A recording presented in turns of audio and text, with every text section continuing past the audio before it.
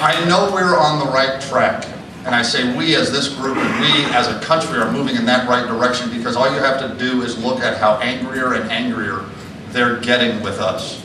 You know, I listen to NPR against my better judgment,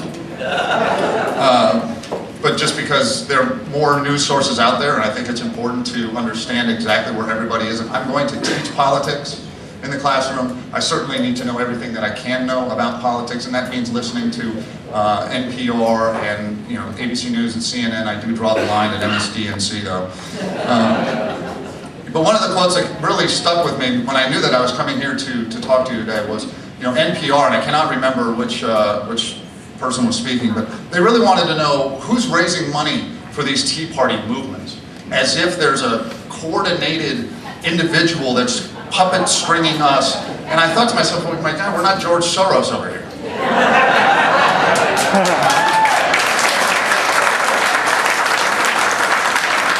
So when the question was asked, well, who's raising money? And I thought, well, just everyday ordinary Americans, because I look around this room and I'm thinking, boy, these handmade signs must be really expensive. What store did you go to get them at?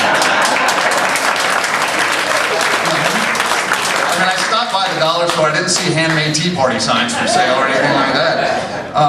And they're really, I was recounting this story, one of the great successes I've had in dealing with my counterpart on the radio and in the news, in the newspapers. He has, again, a very good friend of mine. I hired him to bring him up here from Nichols State University. Is really a fantastic individual, although he just disagrees with me. It's understandable. But he is a top-notch teacher. We are very proud to have him at ULM. If you do ever get an opportunity to listen to him speak, I would encourage you to do so with an open mind. We're going to disagree with each other, and that's fine, but he's a great individual. One of the personal successes I've had is he has been one of those people that occasionally uses a derisive term about this kind of movement. And I finally convinced his wife, because I know where to go, I finally convinced his wife to convince him to stop using those derisive terms, and now he has, so I consider that a personal success of mine. But I want to read to you just talking about the defamation and the derisiveness. Michael Gerson, who wrote a thing called A Short Primer on Political Reality, and all of the bad names, and if you read Fox News or even if you listened to some of the reports about the plane crash in Austin, obviously a very disturbed individual.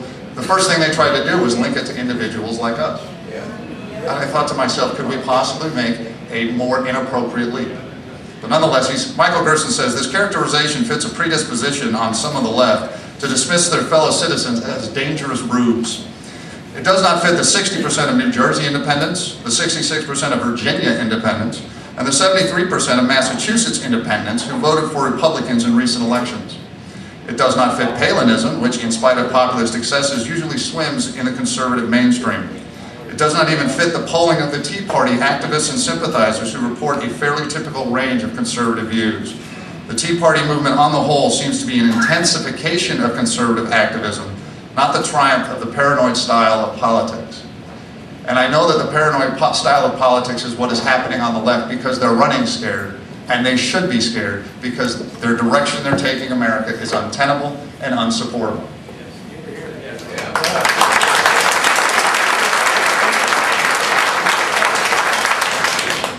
President Obama, Harry Reid, and Nancy Pelosi, again, just don't get it.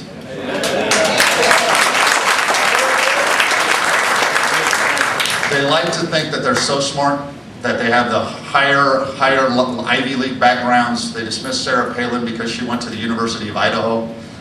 I've been dismissed because I went to the Colorado State University and I got my graduate degree from the University of New Orleans. I've been dismissed because I so-called teach at a third-rate university here at the University of Louisiana, Monroe, which I don't agree is a third-rate university. If you want to send your kids to a good school with good professors and good leadership, ULM is a good place to go.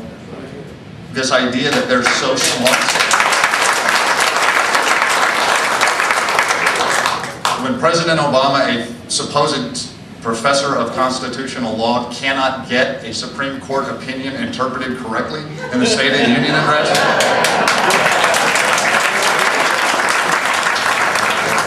the latest CNN poll says now that 45% of Americans think that Obama is now part of the upper class that he so wants to rail against. And 52% of Americans right now, if the election of 2008 were held over today, they would not vote for President Obama.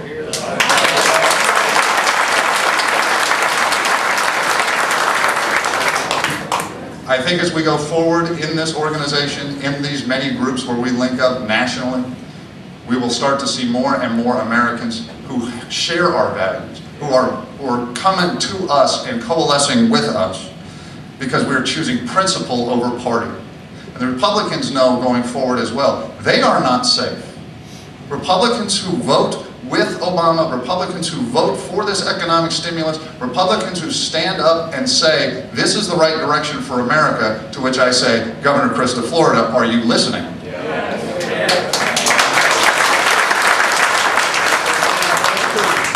It's an uphill struggle for you as well. We will take down any politician that doesn't embrace the values of fiscal responsibility. You cannot spend more than you make.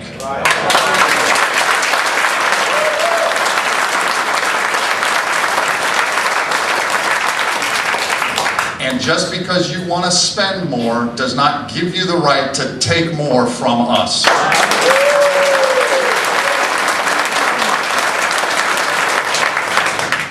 President Obama and the Democrats have been crying in their beer summits or coffee summits or whatever it is, that for the last year Congress hasn't been able to get anything done because they've needed 60 votes in the Senate, to which ordinary Americans, people like us, look at what has happened over the last year and said, President Obama, you had 60 votes in the Senate. You had it. You want to look at the Republican Party, you want to look at the conservatives and say, well, they don't have a leader. Neither do you.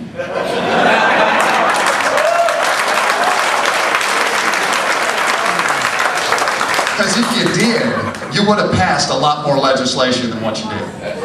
But if you can't get Nancy Pelosi and Harry Reid to agree with each other, by all means focus your anger on us. Reminds me when I was a child and I'd get in trouble, and if you've had brothers or sisters and you were growing up and you did the same thing. I know I'm in trouble, but let me tell you what he did. And all that ends up doing is both of you get whooped. In conclusion, I just wanted to say again how grateful I am for the opportunity to come and speak to you here. I was going to talk a little bit about jobs. I probably could. I don't want to take time away from some of our other fabulous speakers. I don't, because now I'm going to start ranting, and that would just probably just go against everything I have. But thank you very much for the opportunity to come speak to you.